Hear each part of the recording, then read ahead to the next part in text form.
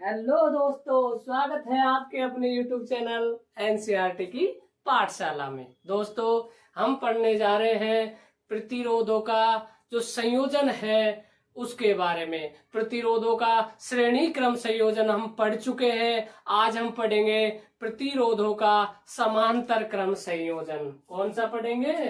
प्रतिरोधों का समांतर क्रम संयोजन। प्रतिरोधों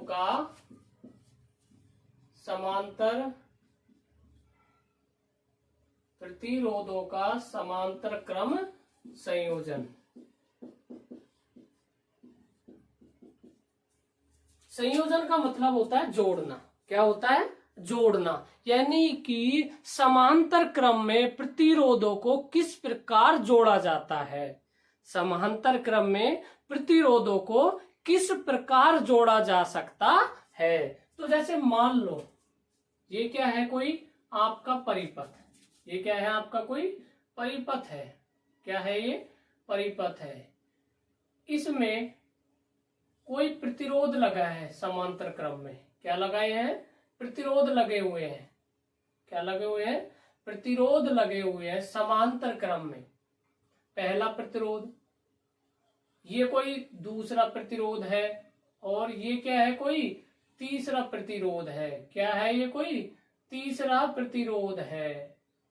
यानी कि 3 प्रतिरोध लगे हुए हैं। ये आपका है कौन सा? समांतर क्रम। ये कोई वोल्ट विभवांतर है। धारा का मान प्लस की तरफ होता है, यानी कि प्लस से माइनस की तरफ होता है। ये आपके R1, ये R2 और ये आपका R3, यानी कि रेजिस्टेंस फर्स्ट, सेकंड और थर्ड।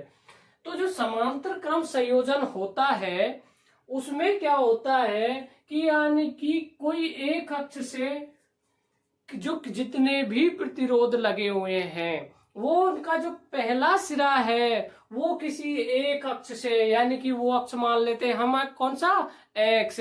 यानी उनका जो पहला सिरा है वो एक्स अक्ष से, और उनका जो दूसरा सिरा है वो वाई अक्ष से जुड़ा हुआ है। तो वो क्रम कौन सा कहलाता है? समांतर क्रम संयोजन कहलाता है। कौन सा? समांतर क्रम संयोजन कहलाता है। यानी कि हम लिख सकते हैं किसी परिपथ में, क्या लिख सकते हैं? किसी परिपथ में सभी प्रतिरोधों का प्रथम सिरा, सभी प्रतिरोधों का प्रथम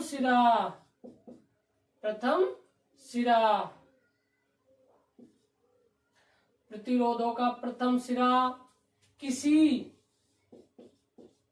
एक एक्स अक्ष से, कौन से?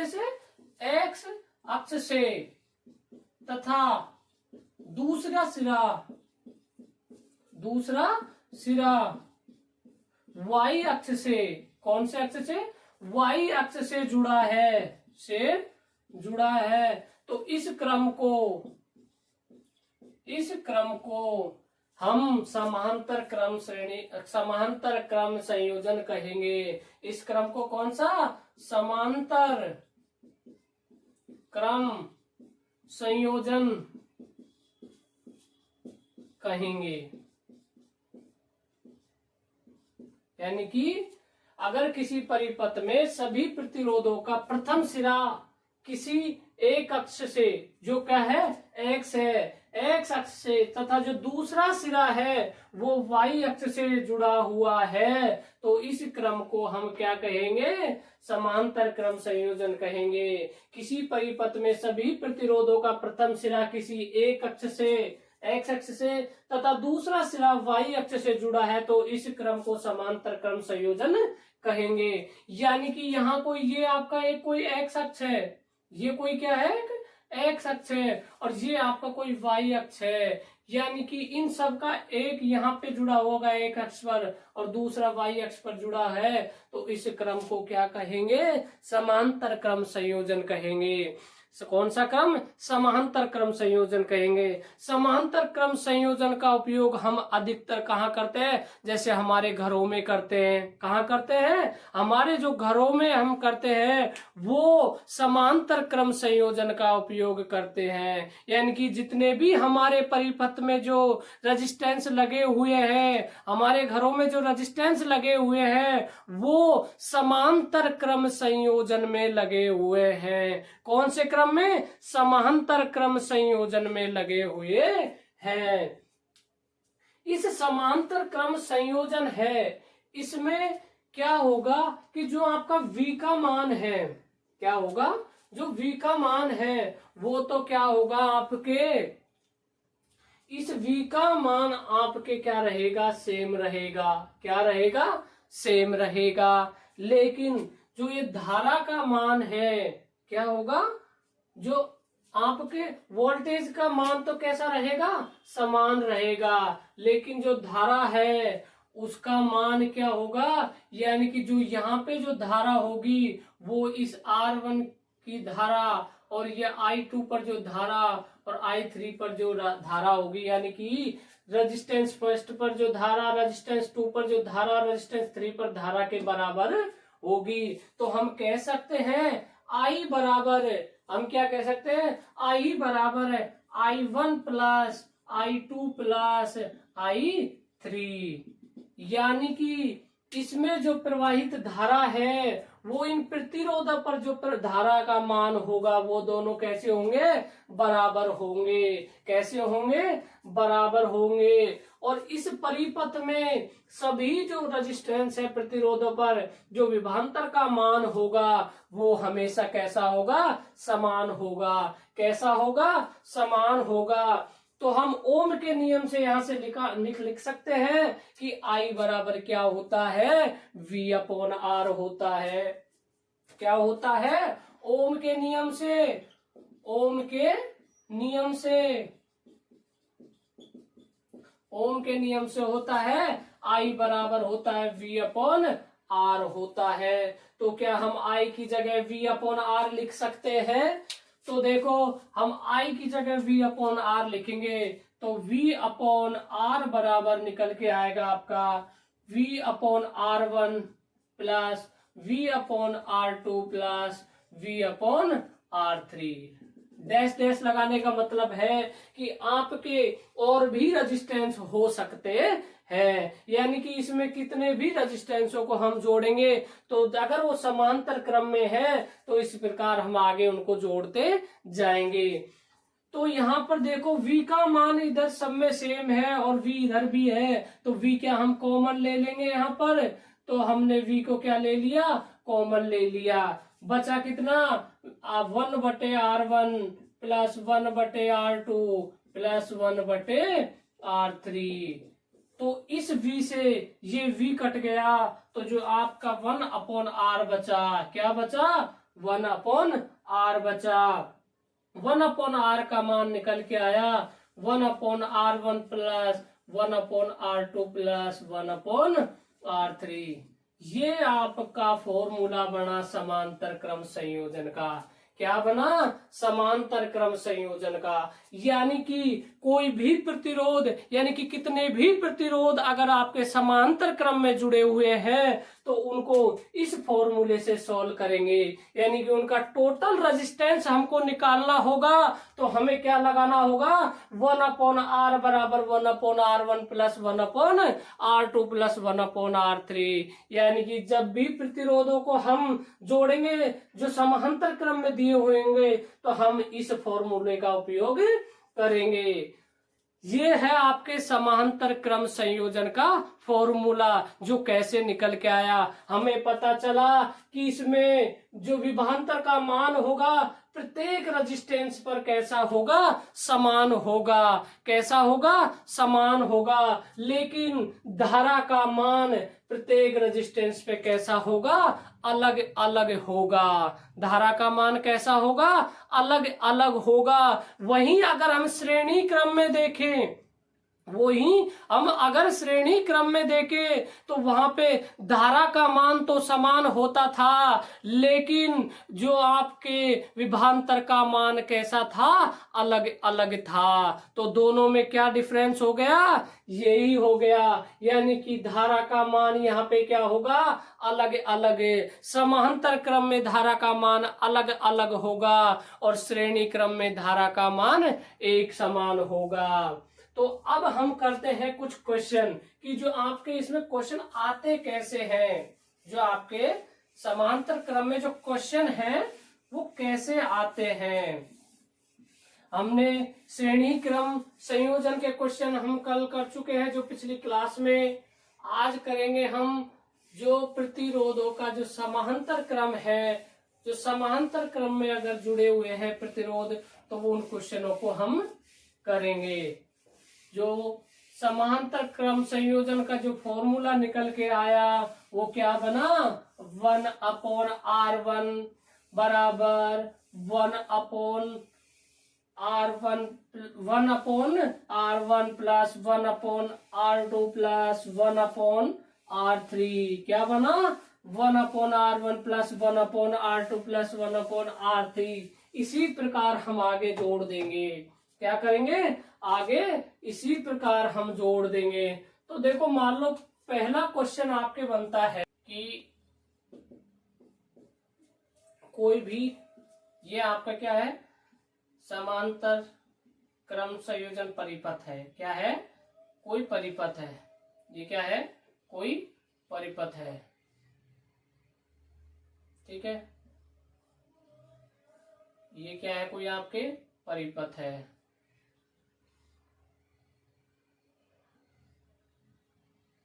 ये क्या है, आपका परिपथ है। ये R1 है, ये R2 है, ये R3 है। क्या है, ये R1 R2 R3 है। अब इसमें इसका मान 5 ओम है, इसका मान 10 ओम है और इसका मान कितना है, 30 ओम है। क्या है, 5 ओम, 10 ओम और 30 ओम है।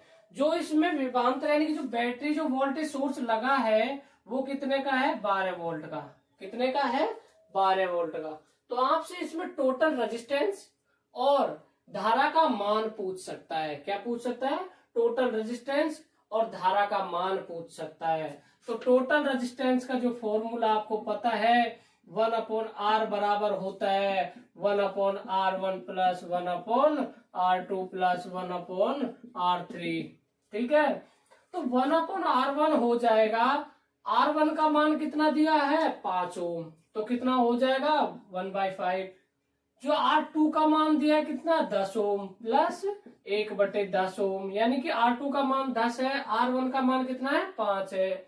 R3 का मान कितना दिया हुआ है, 30 ओम, तो 1/30। एलसीएम कितना आएगा, 30 आ गया। 5 6 की 30 प्लस 10 दिया 30 प्लस 30 एकम 30, तो आपके निकल के आया 6 3 9 और 1 10/30। कितना निकल के आया, 10/30। तो 1/R1 का मान निकल के आया आपके, 1/R का निकल के आया 10/30।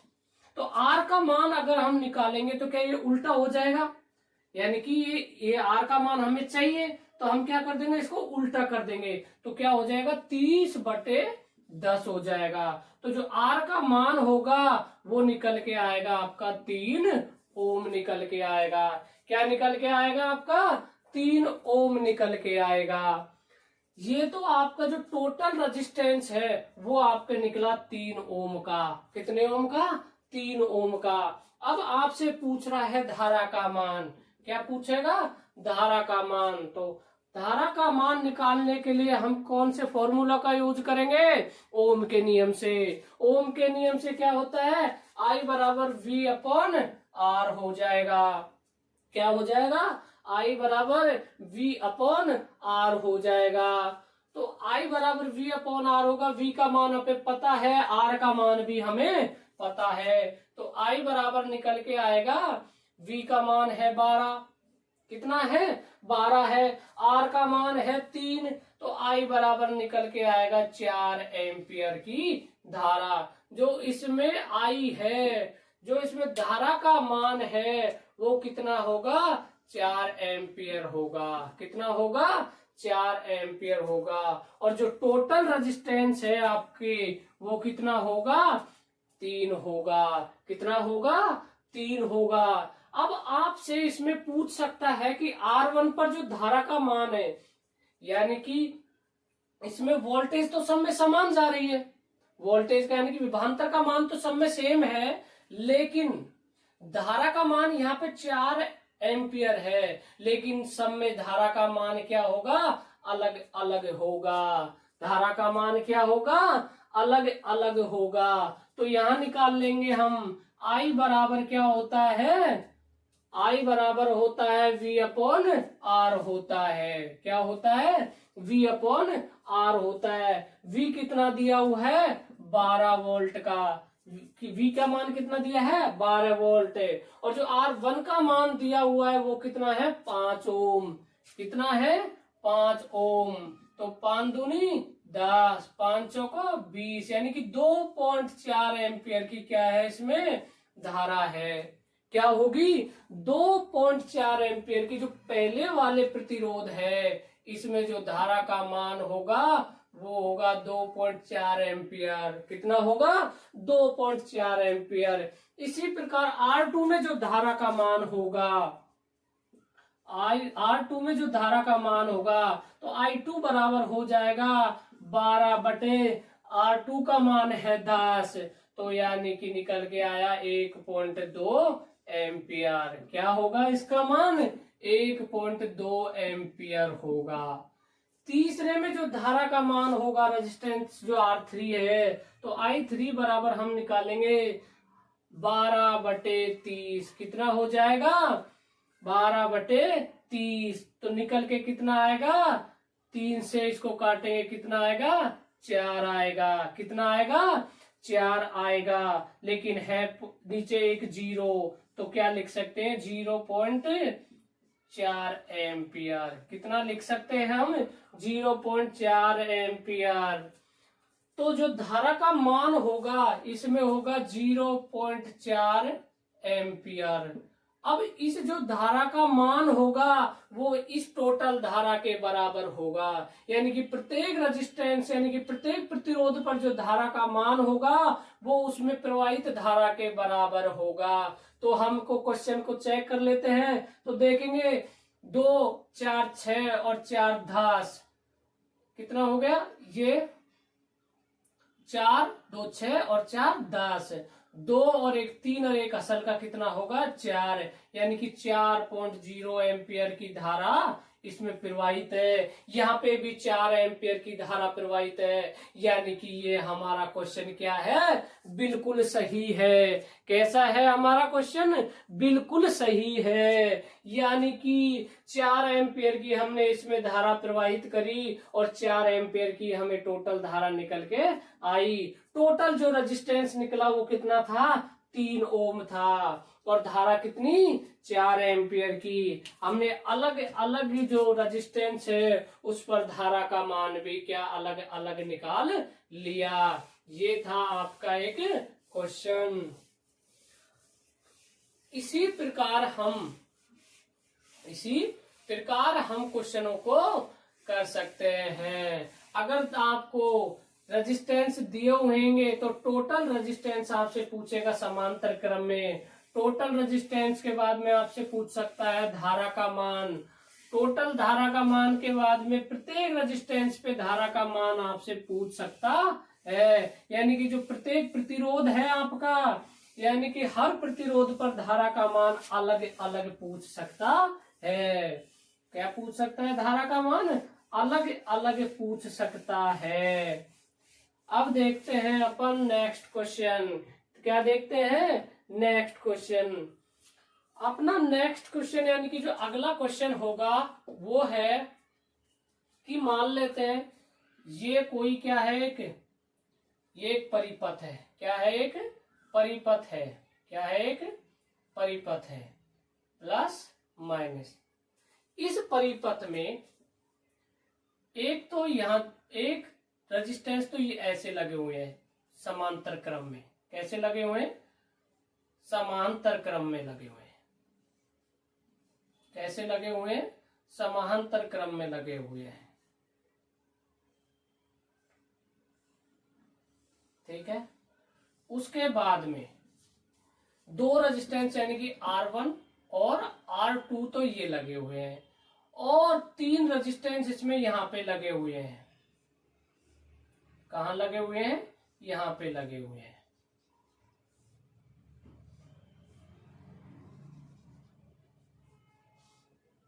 तो यानी कि ये हो गया R3, ये हो जाएगा R4 और ये हो जाएगा R5। यानी कि आपके जो रेजिस्टेंस है कितने हैं इसमें? 5 रेजिस्टेंस है। अब यहाँ एक चीज है जो आपको पहचाननी होगी। यहाँ सबसे खास चीज ये है कि ये समांतर क्रम में है या श्रेणी क्रम में। कहां पर समांतर क्रम होगा और कहां पर श्रेणी क्रम होगा? देखो ये दोनों अगर रेजिस्टेंस देखें तो ये कौन से क्रम में है? समांतर क्रम में है। और ये तीनों रेजिस्टेंस कौन से क्रम में है? समांतर क्रम में है। लेकिन जब ये दो इनको हल करोगे और इन तीनों को अलग अलग हल करोगे तो ये जो रेजिस्टेंस जब नया परिपथ बनेगा वो एक परिपथ बनेगा श्रेणी क्रम का। कैसा बनेगा? श्रेणी क्रम का। यानी कि R1 का मान दिया हुआ है कितना? 10 ओम दिया हुआ है। R2 का मान दिया हुआ है आपके 40 ओम दिया हुआ है। यानी कि R1 का मान 10 ओम, R2 का मान 40 ओम, R3 का मान 30 ओम है। R3 का मान 30 ओम है। और जो R4 है आपका उसका मान क्या है? 20 ओम है। और R5 का मान कितना दिया हुआ है? 60 ओम दिया हुआ है। यानी कि आपको ये 5 प्रतिरोध दिए हुए हैं। ये 2 प्रतिरोध लगे हैं समांतर क्रम में और ये 3 प्रतिरोध लगे हैं समांतर क्रम में। ऐसा जब हमारे कोई क्वेश्चन आता है तो हम इनको अलग अलग हल करेंगे। ऐसा नहीं कि इस पूरे परिपथ में हम समांतर क्रम संयोजन का फॉर्मूला लगा देंगे। ऐसा हम नहीं करेंगे। हमें इनका अलग अलग मान निकालना होगा। तो मैं पहले इस परिपथ को सोल्व करूंगा तो मेरे निकल के आएगा R1 अपॉन R1 बराबर 1 अपॉन R1 बराबर 1 अपॉन R बराबर हो जाएगा 1 अपॉन 10 प्लस 1 अपॉन 40। क्या निकल के आएगा? 1/10 प्लस 1/40। एलसीएम मैंने 40 लिया, कितना आया? 4 प्लस 1 यानी कि 5/40 आया। तो इस R का जो टोटल रेजिस्टेंस है इस परिपथ का जो यहां से इन दोनों रेजिस्टेंस का मान निकल के आया वो कितना आ गया? आप 40/5 हो जाएगा। क्योंकि मैंने इसको उल्टा कर दिया। ये था 1 अपॉन R1 का मान और ये हो गया R1 का मान। मैंने निकाला 5 40। क्या हो गया? 8 बार। तो R का जो मान है, R का जो मान है वो यहां से निकल के आया आपका 8 ओम। क्या निकल के आया? 8 ओम। उसी प्रकार हम इनका भी समांतर क्रम में टोटल रेजिस्टेंस निकालेंगे। इनका हमने एक तरफ निकाला, अब इनका हम तीनों का एक साथ निकालेंगे। तो हम अगर 1 अपॉन R कहेंगे तो 1/30 प्लस 1/20 प्लस 1/60।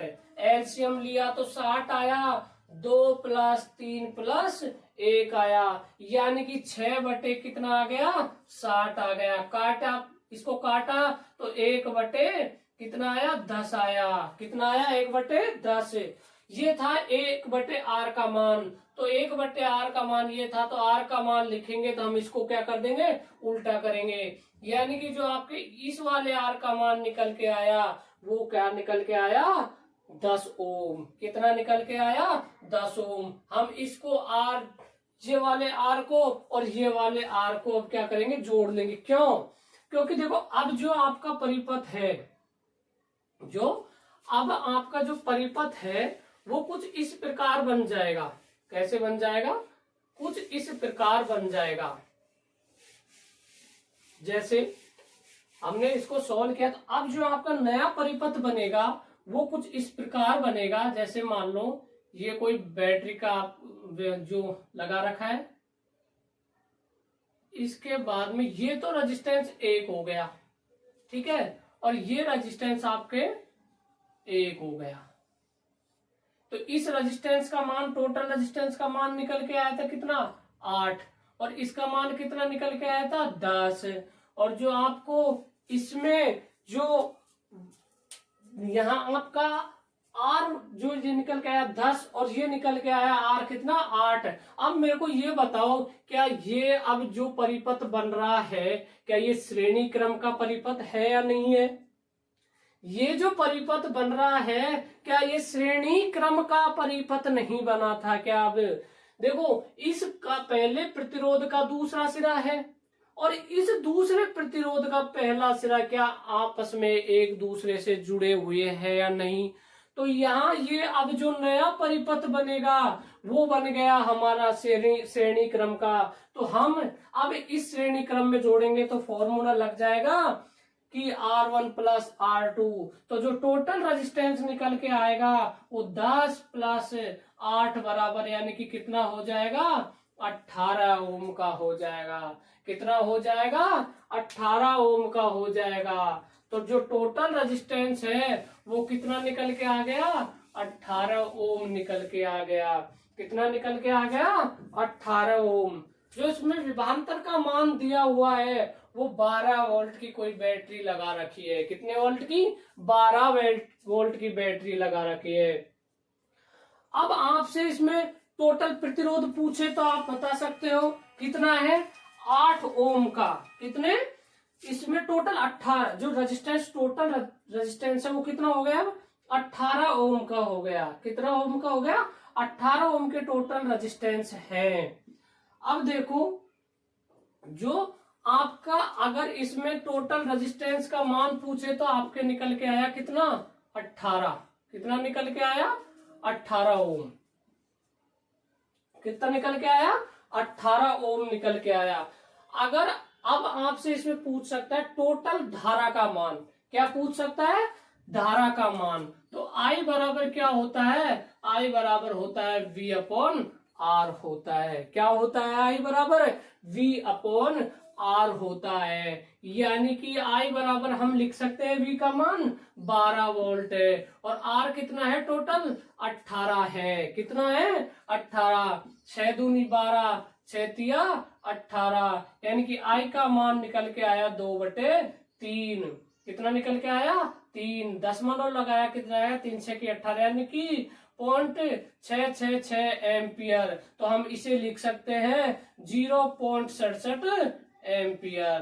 क्या लिख सकते हैं इसे हमें, 0.67 एम्पियर। 7 इसलिए लिखा क्योंकि अगर इसके बाद में 2 अंकों के बाद में अगर कोई संख्या आ रही है और वो 5 से ज्यादा है तो हम इस संख्या के नंबर को बढ़ा सकते है। तो इसलिए आपके आंसर आया 0.67 एम्पियर। क्या निकल के आया, 0.67 एम्पियर निकल के आया। ये था आपके समांतर क्रम संयोजन। कौन सा है, समांतर क्रम संयोजन।